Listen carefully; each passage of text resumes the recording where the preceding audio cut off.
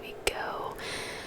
The blue looks kind of nice, so we'll go back and forth. But anyway, I know I'm doing a second true crime video in like the span of 2 weeks. Who am I? Honestly, the last video did really well, and I got a lot of requests to do another one, so I was like, you know what, let's do it. So I looked through the comments of the last true crime video that I did. I picked one of the suggestions for true crime cases that I had in the comments. I forgot to save the person's name right now, but I will try to remember to go back and look at who requested this video. If this is you, thank you so much for your suggestion. I had never heard of this case before, but we are just going to dive right in. I also realized that I look super like business professional today. Literally the only reason my hair is in a bun right now is because I got my COVID vaccine yesterday and I can't really use my arm that much. So that's literally the only reason why my hair is not done. Anyway, so we are going to be talking about, as you can tell by the title, the case of Richard Kuklinski. Kuklinski, yep. He is also known as the Iceman or Richard Iceman Kuklinski. I'm going to be looking at my notes. If you are new to my true crime videos, that is why I am looking off to the side so that I can make sure I don't get any information wrong. And like I say in the beginning of all of my true crime videos, I do not intend for these videos to be for anyone under the age of 14. True crime videos obviously have a lot of content that can be triggering, such as sexual assault, murder, things of the like. So just go into that, or go into this knowing that. It's just my little disclaimer. But okay, if you are here for the ASMR and true crime, then let's get started. So it's just an overview. Richard Kuklinski was an American murderer and just all-around criminal. He lived in New Jersey. We'll get into where specifically in a little bit, but he was involved in crime most of his adult life. It kind of became his way of living, making money. That was like his sole income, is through illegal activities. He was involved with a lot of dangerous people, doing a lot of dangerous and suspect things. And what's most notable about him, well, not most notable, but something interesting about him is that he has given many interviews with, writers, prosecutors, psychologists, like criminologists, just like a bunch of different people. There are so many interviews online if you want to look them up on YouTube. I'm not going to really talk about them too much or at all, just because you can literally find it for yourself.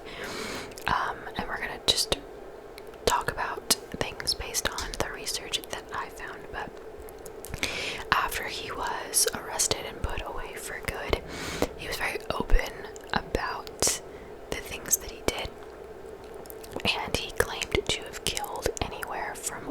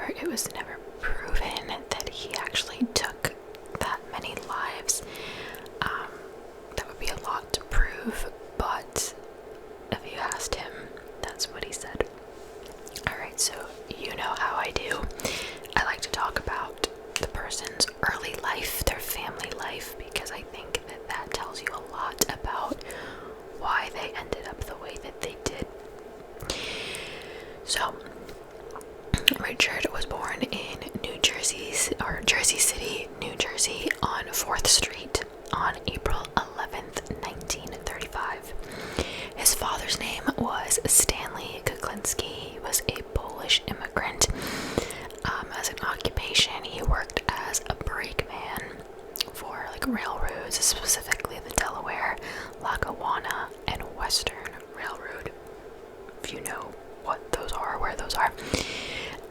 His mother's name was Anna McNally, who became Anna Kuklinski, obviously, and throughout his childhood she worked in a meat packing plant. Now, Richard was the second of 4 children, so 1 older sibling, 2 younger, 2 brothers, and a sister, which we'll get into them in a second. As far as the dynamic between the parents and the kids, his father was an abusive alcoholic. Are we sensing a trend here with almost all of my true crime videos? He regularly beat his children. Occasionally he would beat his wife as well. Anna, the mother, was also abusive as well. She would often hit Richard with household objects. One of her favorite things to use was a broom handle. And there were times where she hit him so hard that the broom handle actually broke against his body.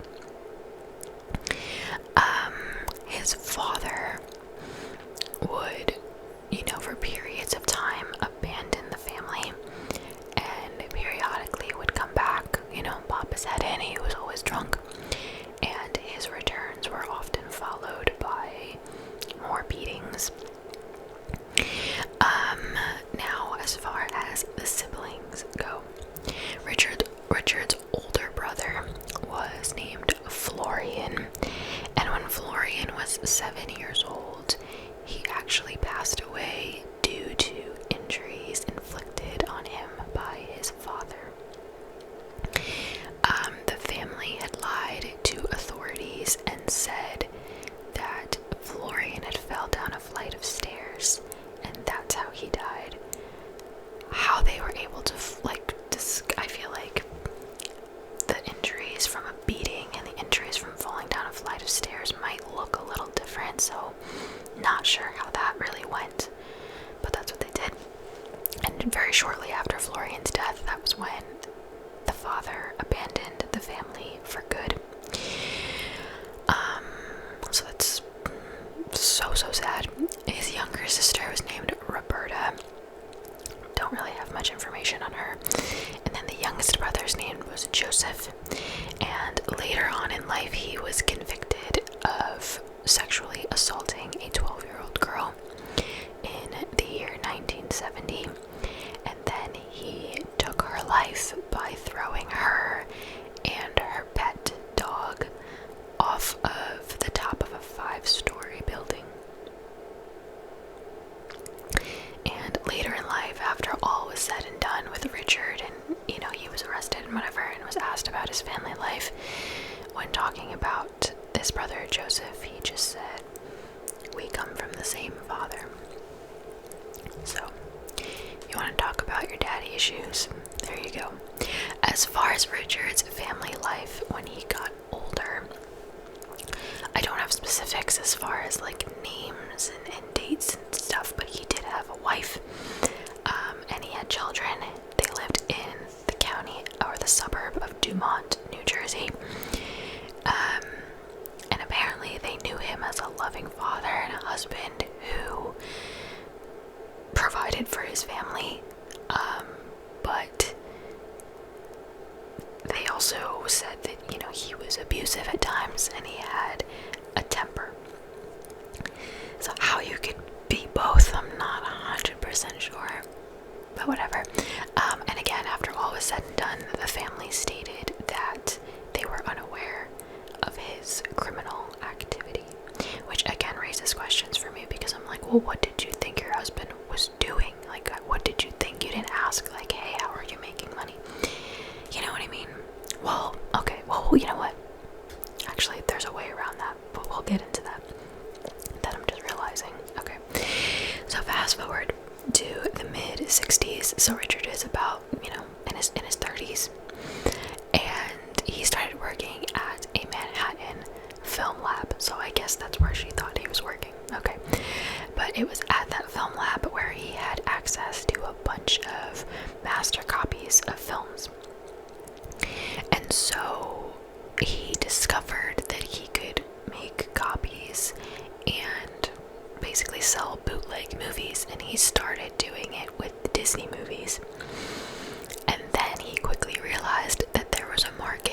selling pirated or bootlegged pornographic movies. So regularly copying them and distributing them and selling them for probably more than he should have. That became like his major source of income, kind of, or his regular source of income.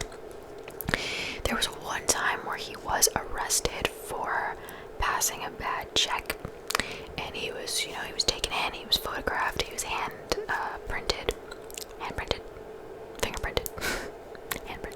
fingerprinted,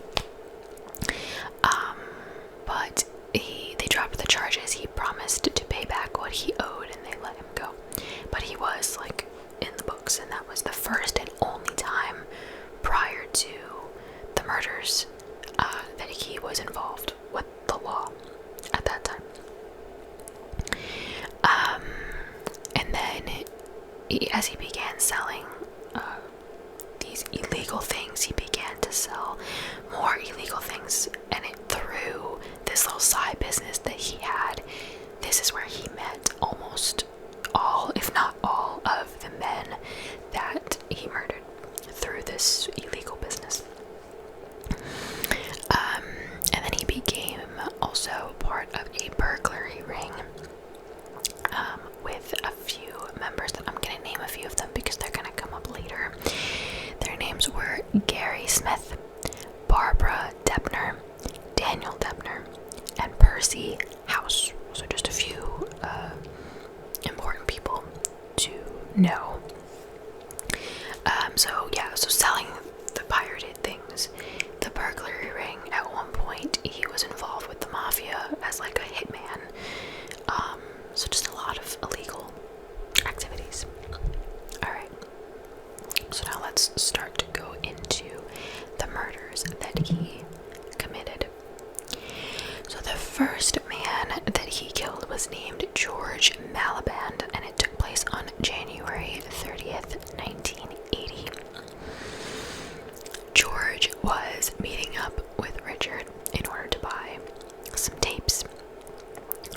And he apparently was going to buy a lot of them because he was carrying $27,000 with him at the time.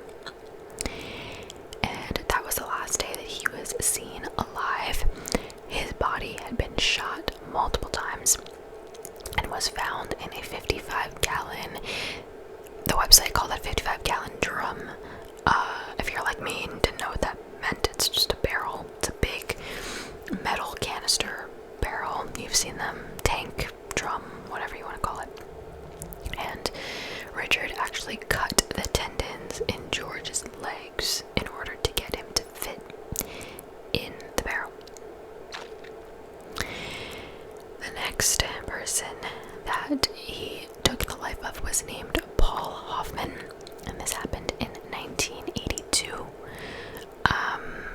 Paul was 51 years old, and so Paul was visiting what they called the store, which essentially was a storefront with a huge back room where you could buy and sell stolen goods, like a wide variety of items, of things that you could buy / sell. So Paul again was going to meet Richard to buy some sort of drug. It was called Tagament, and it's basically it was a popular drug. It may still be, I don't know, a popular drug meant to treat stomach ulcers. And so he wanted to buy a bunch of it and sell it for profit through his pharmacy. He had a pharmacy. So he believed that's what he was meeting Richard to go do, that transaction. And he was last seen alive on his way to meet Richard carrying $22,000. Later, when it was all said and done, Richard accepted a plea deal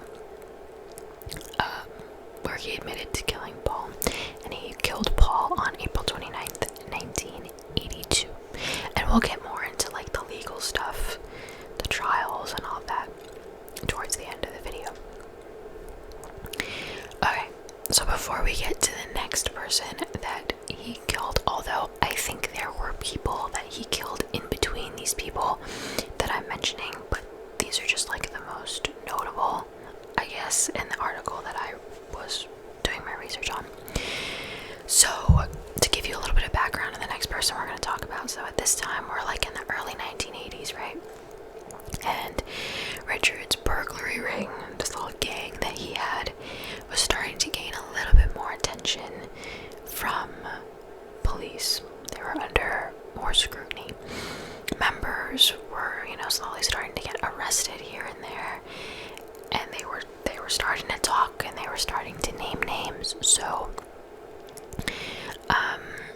Richard, basically, he was like, I guess, the ringleader, and he rented motel rooms for them to just like stay there, like the other members to stay there and just lay low, lay under the radar, so no one really knew where they were.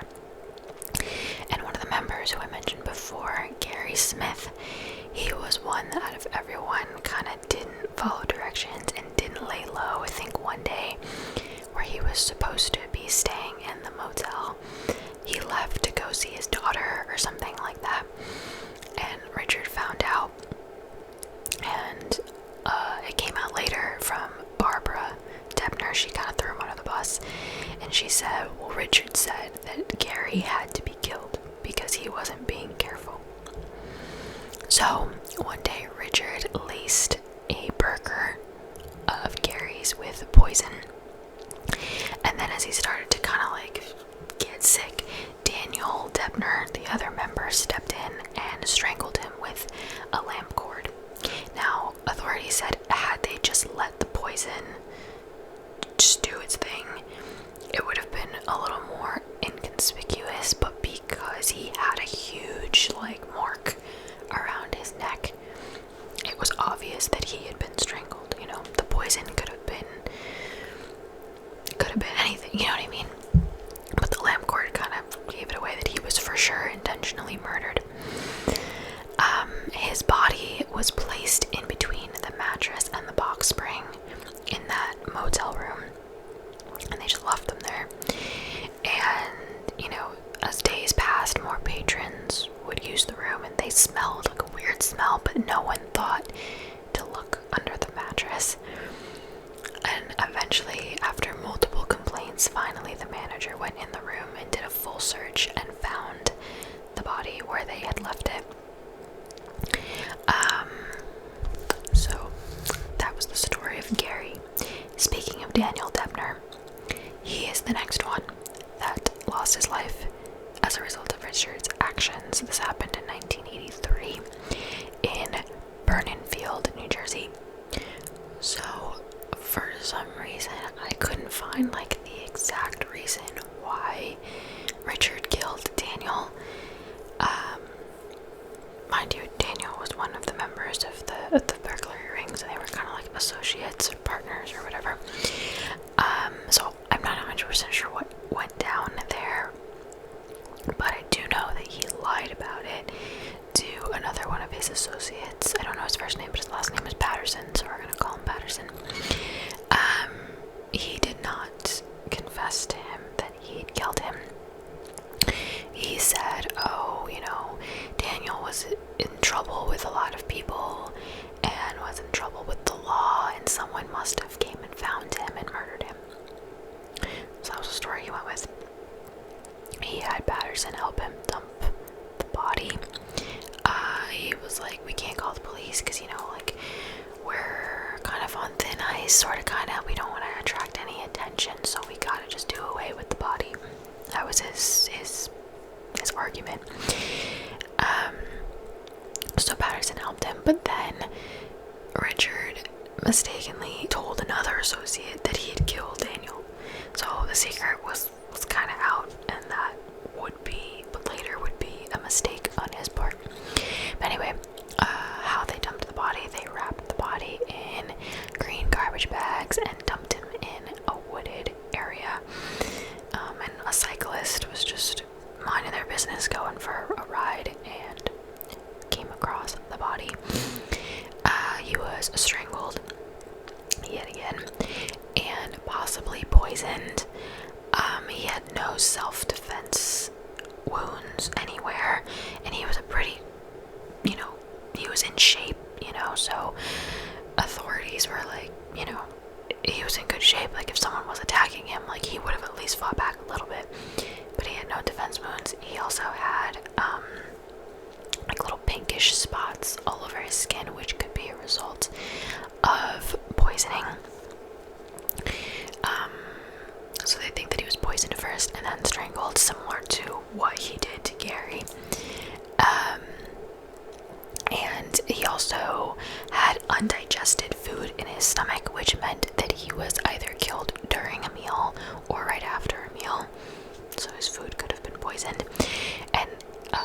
also had baked beans in his stomach, and the beans were burnt.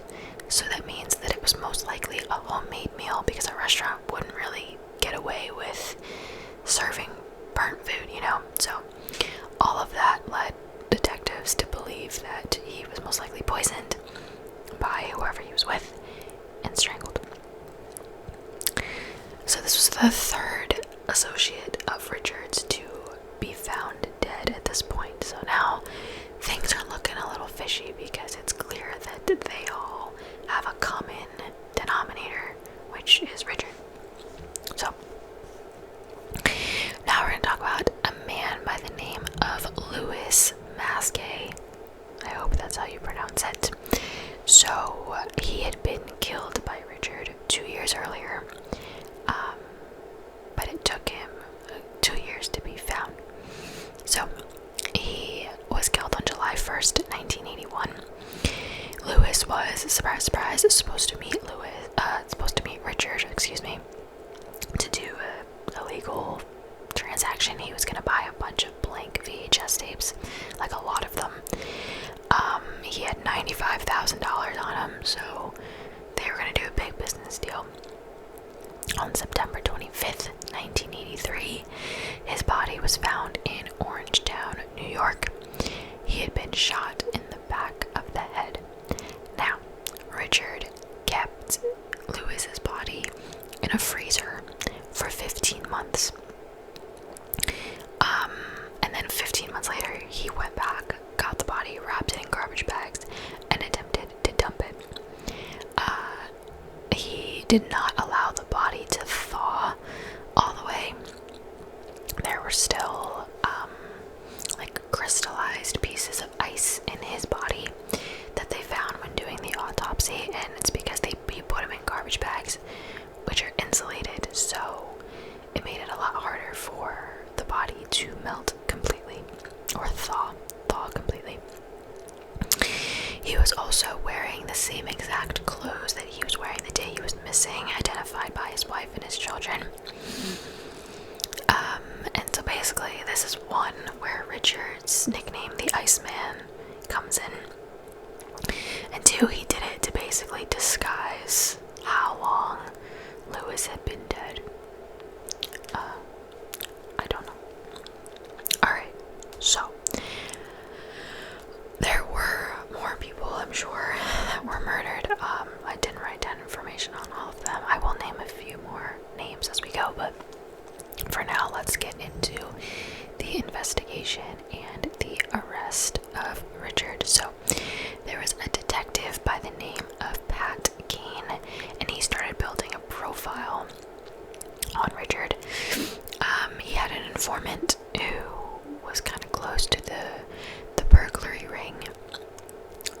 gang, whatever. So that helped in the investigation a lot.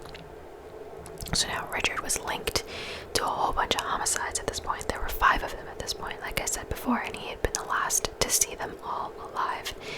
So, authorities aren't stupid. They know what's going on. And they even had a task force that they called Operation Iceman. It was I think I read that it was an 18-month-long investigation, and it was called Operation Iceman. Now, there was a special agent named Dominic 𝓢𝓸𝓬𝓲𝓪, and he went undercover for those 18 months, being close to the burglary ring and close to Richard and all that. He posed as a mafia-connected criminal, and his undercover name was Dominic Provenzano. So Italian. But yes, he went by the name of Dominic. So he would just do little, transactions with Richard. He bought a illegal silenced handgun from him, things like that. But they wanted to get the real information of how Richard was, killing these people. They wanted to get that on tape. So, of course, he wore, a recorder. I don't think it was a camera, but I know that there were audio recordings made, and there were recordings of Richard talking about how he had been killing men, how he used poison, how there was one man that he kept in a freezer So now Dominic was getting somewhere. And there was a quote that said, like, from Richard when he was talking about, like, how to kill people. He was saying, well, why be messy? You do it nice and calm. So he learned how to do it in a non-messy way, I guess. So Richard used Dominic in the end.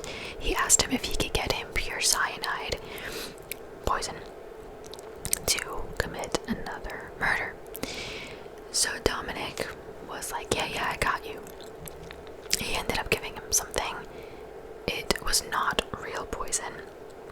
Richard actually used it on a stray dog, and it didn't work. So he was like, suspicious. So he started to kind of be wary of Dominic. That same day, 2 hours later, Richard was arrested. His wife was charged with disorderly conduct in trying to prevent his arrest. And I think, again, like, I tried to find information, I think he might have been remarried. So maybe, like, the first wife didn't know about his illegal activities, but the second one did, or something like that. Because she tried to, like, I don't know what she tried to do, but she got charged with disorderly conduct. They also found a gun in her car. She was charged for that too. So in the end, Richard was charged with 5 murder counts, 6 weapons violations, as well as attempted murder, robbery, and attempted robbery. He was held on $2 million bail, and he had to surrender his passport. And also, like, other members of the ring kind of threw him under the bus and gave authorities whatever information they wanted to know. In the end, the jury found him guilty of the murders of the 2 members, Gary and Daniel. But they also came to the conclusion that it couldn't be proven that he did it by himself. That was just so he didn't get the death penalty, so he was sentenced to a minimum of 60 years in prison. He also pled guilty to 2 other murders and was sentenced to 2 additional lifetime sentences. So he was going to spend the rest of his life in jail. Point blank simple. He was incarcerated at Trenton State Prison. Assuming that's in Jersey. I don't know. I've never heard of it before. A couple other victims, because you know I like to name the victims just to, like, I don't know, just to mention them. So I have 4 more. Robert Ħ�oňġ, Roy DeMeo, Peter Calabro, and Jimmy Hoffa. And if you look it up, like, he gave interviews about like murdering them and stuff. So again, I'm not gonna talk about the interviews, but if you want to go, like, look them up, you totally can. So we'll talk about how he died. So he died in 2005 after being in prison for 18 years. He was diagnosed with Kawasaki disease, which is inflammation of the blood vessels. So he had a lot of problems with his circulatory system and his heart and all that. So after those 18 years, he was transferred to a secure wing at St. Francis Medical Center in Trenton, New Jersey, where he would basically spend the rest of his life. Now, he had asked, then this also makes me believe that he had a second wife, because he had told doctors, like, if something goes wrong, if I have a heart attack, something happens, like, I want you to revive me. His wife, on the other hand, signed the do not resuscitate papers. So, like, if Richard is not able to make that decision, if something goes wrong and it's up to her, she signed the do not resuscitate order. A week before his death, where he was just not doing really well, the doctors asked her, have you changed your mind? Do you want to, like, do away with that? And she said, nope, do not resuscitate him. I wish I had more information on that, because I feel like that's tea, but I don't know. So on March 5th, 2006, Richard died of a heart attack. He was, again, he had like heart disease at this point, and so died of medical complications at the age of 70. Now his legacy, if you want to call that, I don't like that word because it makes it sound like it's a good thing. But anyway, he went on to inspire a movie, literally called The Iceman. It's from 2012. I had never heard of it. And then a book called The Iceman, The True Story of a Cold-Blooded Killer, and that is by Anthony Bruno. So if you want to look those up, go for it. And that is the case of Richard the Iceman Kuklinski. So thank you again to whoever you are that requested this video. I hope that I did it justice. Again, always your suggestions for true crime cases are always welcomed in the description, because sometimes it's hard for me to find some that I want to do. So any other cases you have for me, I would greatly appreciate it.